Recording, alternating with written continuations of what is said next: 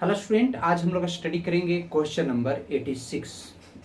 पिछले लेक्चर में हम लोग स्टडी किए थे क्वेश्चन नंबर 85 तक, तो आज हम लोग शुरू करने वाले हैं क्वेश्चन नंबर 86। हम लोग स्टडी कर रहे हैं 2 मार्क्स का मोस्ट वीवीआई क्वेश्चन, जो बोर्ड पॉइंट ऑफ व्यू से बहुत इंपॉर्टेंट है। तो मेरे प्यारे बच्चे, हम लोग देखते हैं कि क्वेश्चन नंबर 86 आपको क्या कहता है। तो कहता है आपको कि कोई भी ऐसी परिपथ में आपका वर्ग माध्य ठीक है, आपका क्या कह रहा है, तो औसत धारा, प्रत्यावर्ती धारा का औसत मान या माध्य मान के लिए हमको व्यंजक प्राप्त करना है। ठीक है, यानी एवरेज वैल्यू ऑफ एसी या फिर मीन वैल्यू ऑफ एसी। यानी कहने का मतलब आपको कह रहा है कि औसत मान, प्रत्यावर्ती धारा का औसत मान, और आपको उसी को हम लोग कहते हैं माध्य मान भी कहा जाता है। ठीक है, यानी आपको कैलकुलेट करने के लिए कह रहा है एवरेज वैल्यू और mean value of alternating Karen. ठीक है, तो हम लोग क्वेश्चन नंबर 86 में वही कहता है प्रत्यावर्ती धारा के औसत मान या माध्य मान के लिए व्यंजक प्राप्त करना है, यानी फॉर्मूला निकालना है। क्या कहता है, माना कि प्रत्यावर्ती धारा का समीकरण, let us consider the equation of alternating current.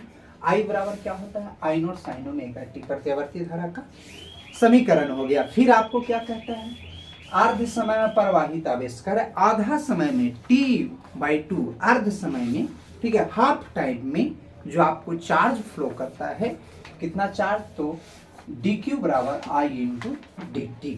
ठीक है, आवेश यानी आपको अल्प आवेश, क्योंकि समय अल्प लगेगा तो आवेश भी अल्प उत्पन्न होगा।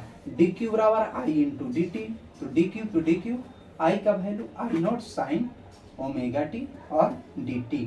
जब ये स्मॉल है चार्ज, यानी dq है से छोटा सा चार्ज है, अल्प आवेश से है, तो क्या होगा, कुल आवेश, तो dq का इंटीग्रेशन q होता है, dq का समाकलन q होता है। देखिए q, और dq का वैल्यू मैंने निकाला I naught sine omega t into dt। Constant को बाहर कर दिया, sine omega t into d t. Sine का इंटीग्रेशन कॉस होता है, साइन का इंटीग्रेशन माइनस कॉस, नेगेटिव में होता है, तो माइनस को मैंने बाहर कर दिया, एक्स का कॉन्फिशिएंट डिवाइड में आ गया, कांस्टेंट को बाहर कर दिया मैंने, अपर लिमिट माइनस लिमिट, एक बार ऊपर वाला वैल्यू एक बार नीचे वाला, तो 0, cos 0 का वैल्यू 1, और ओमेगा का वैल्यू मैं बता चुका हूँ कि ओमेगा का वैल्यू 2π/, क्या होता है, टी होता है। ओमेगा का वैल्यू 2π/t, तो रख दिया मैंने 2 से 2 और t से t। cos पाई का वैल्यू -1 होता है, cos 180 का वैल्यू -1 होता है, -1 और -2 कट जाएगा आपको 2 से 2, माइनस माइनस क्या हो गया प्लस, q का वैल्यू I नॉट टी, और क्या हो गया, डिवाइडेड बाई पाई, औसत मान। ठीक है, I भी बराबर q/t/2, यानी हाफ समय, अर्ध समय। ठीक है, आपका क्या होता है, अर्ध, यहाँ ध्यान दीजिए, I भी average value of AC alternating करें, QI अर्ध समय, यानी अर्ध समय में प्रवाहित आवेश की दर को क्या कहा जाता है, औसत मान। Q का वैल्यू मैंने यहाँ निकला, उसको रख दिया, और T हाफ, T से T कैंसिल, भागा दे रहा है, I भी का वैल्यू निकल गया 2I नॉट बाई पाई। अगर आप नेगेटिव हाफ का निकालोगे तो नेगेटिव, अगर पूरा कंप्लीट हो रहेगा तो एक पॉजिटिव और एक नेगेटिव, क्या हो जाएगा, 0। तो आपको औसत मान के लिए सूत्र कह रहा था I भी बराबर 2I नॉट बाई पाई।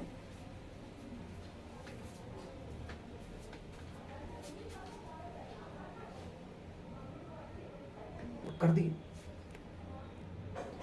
कहता है आपको कि दृष्ट धारा और प्रत्यावर्ती धारा में अंतर बताएं, कहते हैं एसी और डीसी में अंतर बताना है। ठीक है, तो पहले हम लोग डीसी के बारे में जान लेते हैं। ठीक है, कि वैसा धारा जिसका परिमाण एवं दिशा जो होता है से फिक्स होता है, कांस्टेंट होता है, नियत रहता है, उसको हम लोग क्या कहते हैं, डीसी कहते हैं। और जिसका परिमाण एवं दिशा समय के साथ बदलते रहता है, चेंज होते रहता है, मैग्नीट्यूड और डायरेक्शन, उसको हम लोग क्या कहते हैं, तो एसी कहते हैं। अब कहता है कि डीसी जो होता है से खतरनाक नहीं होता है, यानी डीसी जो है से एसी से ज़्यादा खतरनाक नहीं होता है, लेकिन एसी जो है से डीसी से बहुत ज़्यादा खतरनाक होता है। आपको 2 कह रहा है तो 2 ही लिख सकते हैं। कहता है डीसी का साइज बड़ा होता है, डीसी को एसी में नहीं बदल सकते हैं, लेकिन एसी को डीसी में बदल सकते हैं। अब यहाँ पर ध्यान देने वाली बात है, तो इसमें कहता है कि वैसा धारा जिसका परिमाण एवं दिशा निश्चित होता है वह डीसी कहलाता है। डीसी जो है से ज्यादा खतरनाक नहीं होती एसी की अपेक्षा, ठीक है।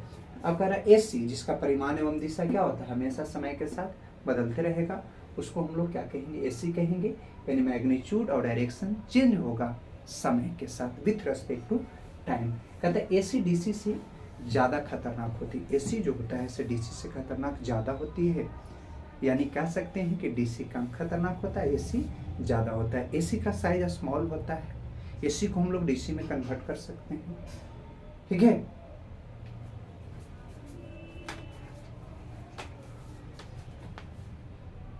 क्या कहता है क्वेश्चन नंबर 88 में कहता है कि विद्युत चुंबकीय तरंग के दो गुण लिखने के लिए right the two properties of electromagnetic wave. पहला क्या कहता है, विद्युत चुंबकीय तरंग का वेग 3 × 10⁸ मीटर पर सेकंड होती है। कहता है कि विद्युत चुंबकीय तरंग जो है इलेक्ट्रोमैग्नेटिक वेव है जो प्रकाश के चाल से चलता है, प्रकाश के चाल से गमन करती है। तो ये कहता है velocity of electromagnetic wave is 3 × 10⁸ metre पर सेकेंड। फिर कहता है विद्युत चुंबकीय तरंग अध्यारोपण के सिद्धांत का पालन करती है। कहता है कि इलेक्ट्रोमैग्नेटिक वेव जो है किसको पालन करता है, विद्युत चुंबकीय तरंग के सिद्धांत को पालन करता है, आपको अध्यारोपण के सिद्धांत को पालन करता है। कहता है विद्युत चुंबकीय तरंग जो है अध्यारोपण के सिद्धांत का पालन करती है। वही कहता है कि the electromagnetic wave obey the principle of superposition. फिर कहता है नेक्स्ट क्वेश्चन नंबर 89 में कहता है विस्थापन धारा किसे कहते हैं, व्हाट इज डिस्प्लेसमेंट करंट। कहता है कि जब किसी परिपथ में समय के साथ परिवर्तनशील, कहता है जब किसी परिपथ में समय के साथ परिवर्तनशील विद्युतीय क्षेत्र के कारण उत्पन्न धारा को क्या कहा जाता है, विस्थापन धारा कहा जाता है। कहता है मेरे प्यारे बच्चे कि जब किसी परिपथ में समय के साथ क्या होता है, परिवर्तन होता है, तो विद्युतीय क्षेत्र के कारण, किसके कारण, ड्यू टू इलेक्ट्रिक फील्ड के कारण आपको करंट प्रोड्यूस होती है, इसलिए इसको क्या कहा गया है, तो आपको विस्थापन धारा कहा गया। कहता है कि जब किसी परिपथ में समय के साथ परिवर्तन किया जाता है तो विद्युतीय क्षेत्र के कारण जो धारा उत्पन्न होती है, इसलिए इसको क्या कहा गया, तो विस्थापन धारा कहा गया। क्वेश्चन नंबर 90 में कहता है प्रावैगिक किरणें के दो यूज।